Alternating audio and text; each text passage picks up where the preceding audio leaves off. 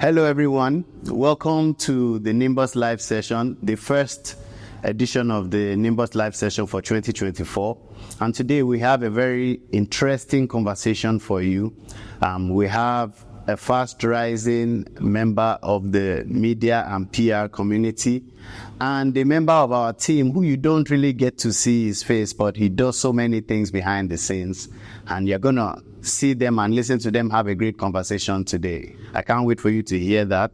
But right now, I want to talk to you, our listeners and our viewers, business owners and media practitioners, advertising practitioners.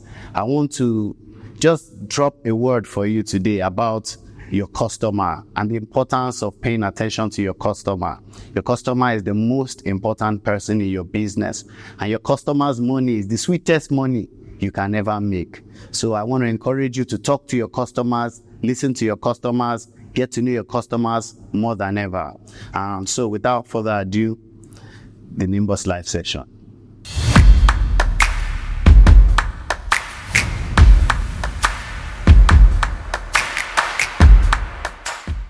Hi guys, my name is Clever Chinonso. Welcome to another session of Nimbus Live. Today promises to be an educative and interactive session. With us today we have an amazing personnel. She's prestigious, beautiful, gorgeous. You know what? I can't say a lot. I'll allow her to do the all himself. Yeah, I'm in blood and I really want to show my teeth. That's what we need. Thank you for having me. My name is Zion Veronica Rufus. I am a brand and content strategist, and I have been doing this for a couple of years.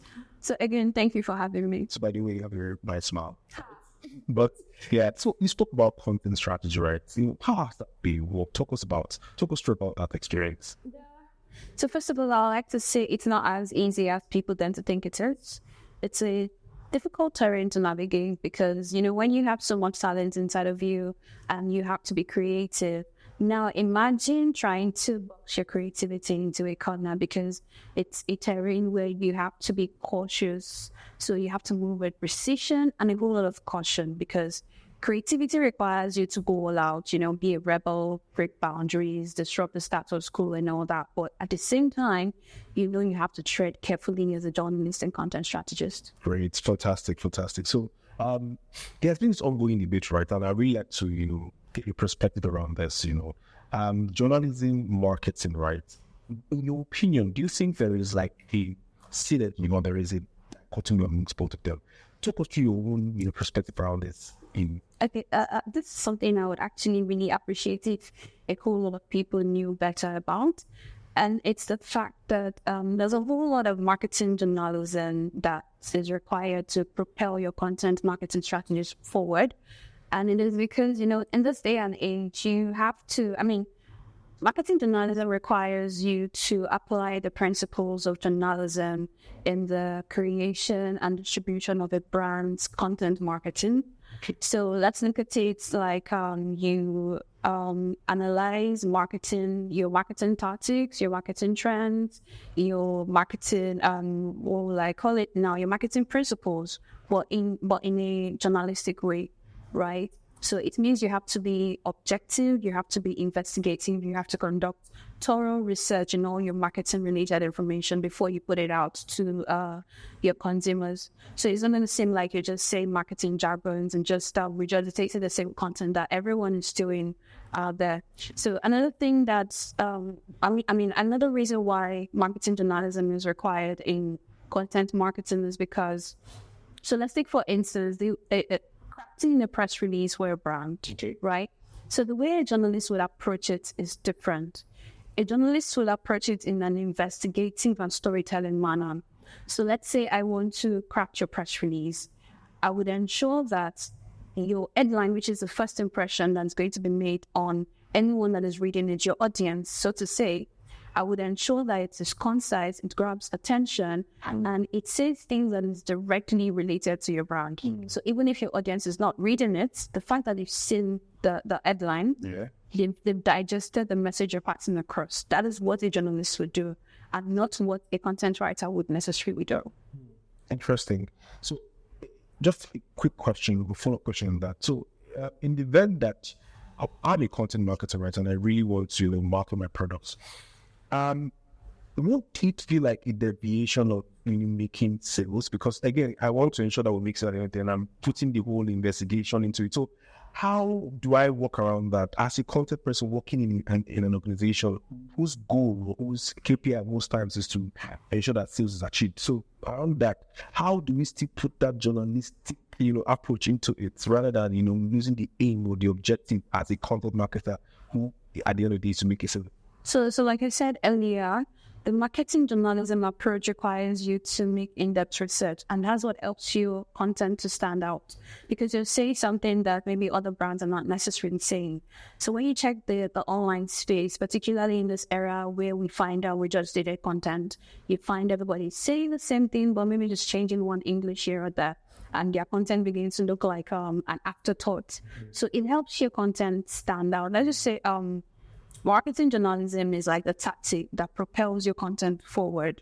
You understand? So in this era where there's a whole lot of AI content out there, how do you stand out?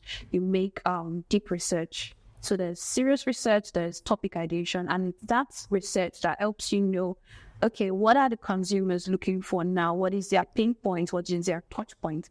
And when you find that out, then you talk to SMEs that subject matter experts. So their input gives you another idea, another how will I put it, perspective to what you're trying to communicate to your consumers. And when they see that, trust me, there's no way they're going to be able to deviate from it, because it's something different from everything that they've been seeing, everything they've been reading online. So it helps you stand out.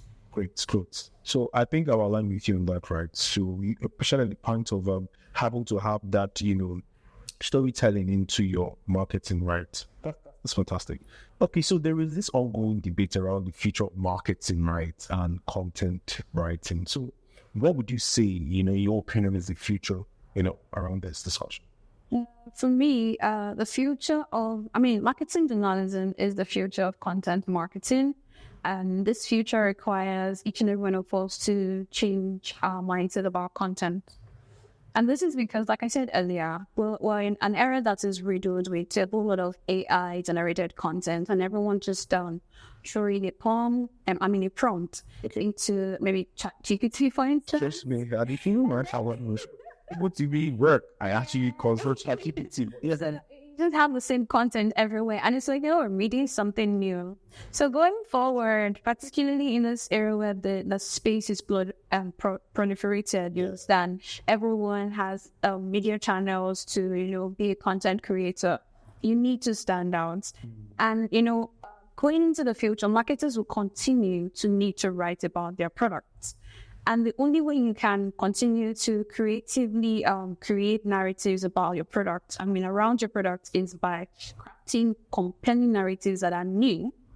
So, for instance, now you would look at, you watch certain ads, and you would need to watch those ads to the very end before you know what brand it belongs to. So that's what marketing journalism does. We are able to look at the touch points, the pain points of consumers, and then find out that new thing, because there's always something new to talk about. Content is new every day. True. So instead of being stereotypic with our ad curation, being stereotypic with the kind of content that we're putting out there, we need something new. So in this era, you cannot tell me what is SEO. Why would I want to know what is SEO in 2024? But if you tell me top 10 brands leveraging SEO for excellence, I want to know who those brands are, right? I want to know what they are doing, what they are seeing, what new thing they are seeing in SEO, and why they are running after it. So marketing journalism actually helps content marketing efforts. Sure. Guys, I think you've heard it all today. So it's all about thinking of that new thing you want to add to your marketing, your content marketing. I think we should hear more of these insights, right? So we're moving on, right? So there is, like I said, how do we put in that integrity into the marketing? So I know it's quite dicey, but... Dicey is the word, and truly it's really dicey, because these days marketers tend to tilt to the PR aspect of things in their communication efforts. You're torn between, okay, should I maintain integrity by telling people the truth about my brand, or use go the PR way and just crap some penny narratives, I'll just make them buy. But truly, hear it from me. I think it's better to prioritize authenticity because that is what's going to keep your customers for a very long time. So you might be scared. Oh, I'm looking at the ROI aspect of things, but you really need to understand the fact that consumers know the truth, and they want you to tell them the truth. If you lie about your brand, yes, you're going to get the sales. You can get massive revenue in like the first year. But when people tend to realize that, okay, you're not who you say you are, you're not staying true to your brand, they would cheat. That is why you see certain brands that, okay, a whole lot of customers flock to buy from them. Okay. And then over the next year, they've lost those customers. Okay. But at the same time, you will see certain brands that they might not put the same amount of effort in their adverts and having so much ad budget, but they're able to maintain the same amount of customers for a very, very long time and even gain new ones because it becomes like a generational thing. They're a trusted brand. And that's because they stay true to who they are in terms of quality, in terms of what they stand for. So it's actually very, very important for you to maintain integrity in all your communication strategies. Okay.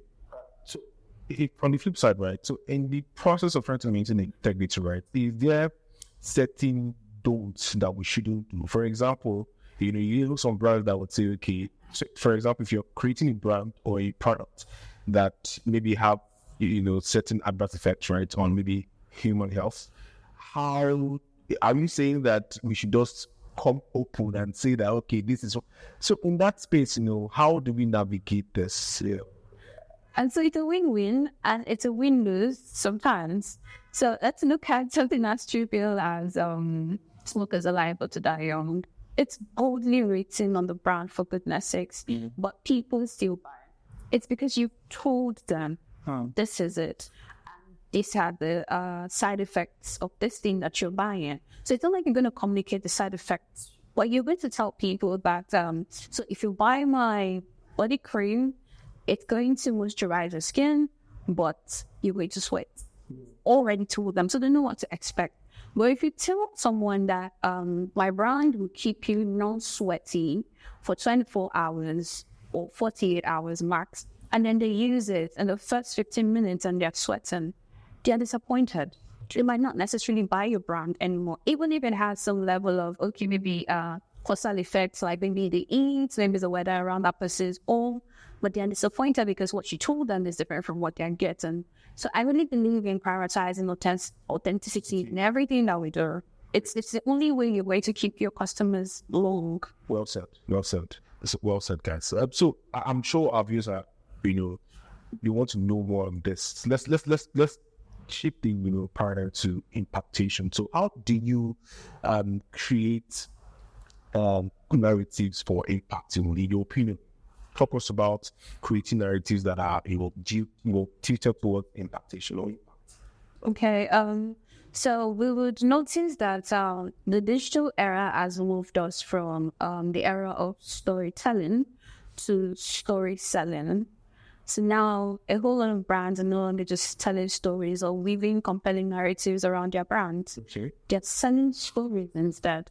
So now we've gone from, gone are the days where brands will do adverts that would just say, oh, this is who we are, come and buy what we're selling. Now you have to watch an ad from the beginning to the very end before you can even say, oh, this is a roll-on brand, or this is a soap brand. True.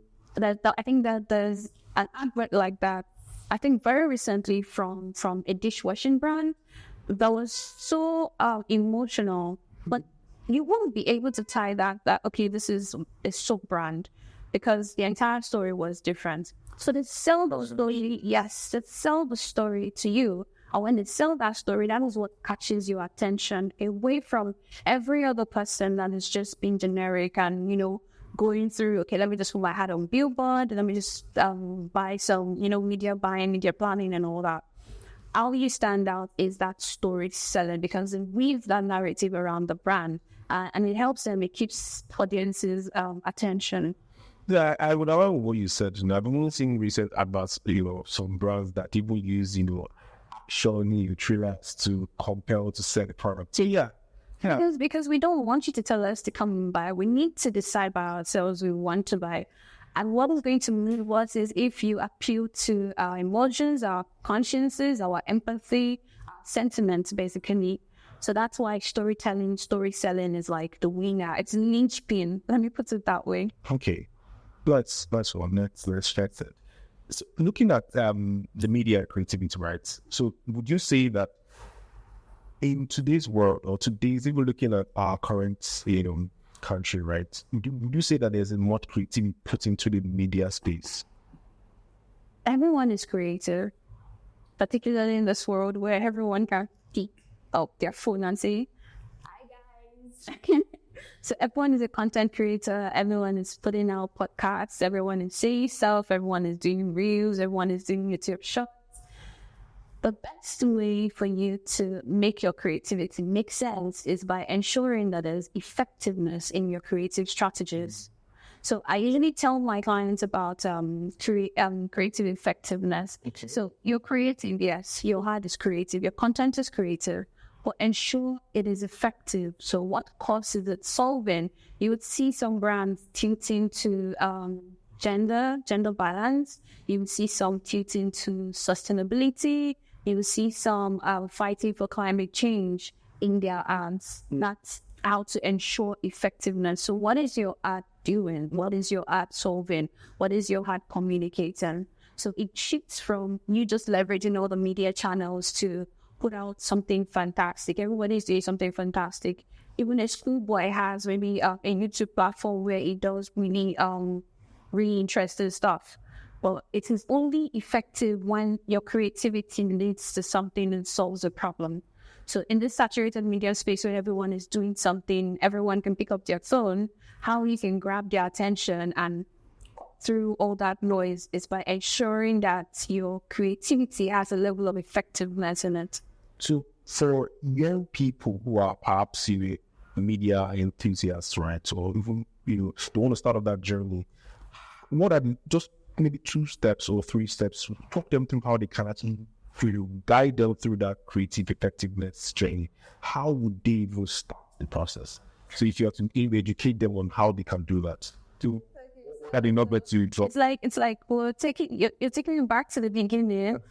I'm glad because I really need to emphasize the fact that marketing journalism principles is very, very, very important in content marketing strategies.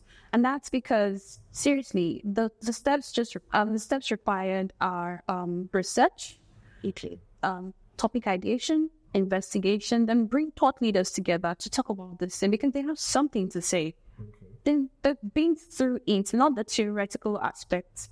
They practically been through it. So we have leaders that have been in the industry, work through the industry, know the actual pros and cons for like maybe 20 years, 13 years. We have top people that you can talk to.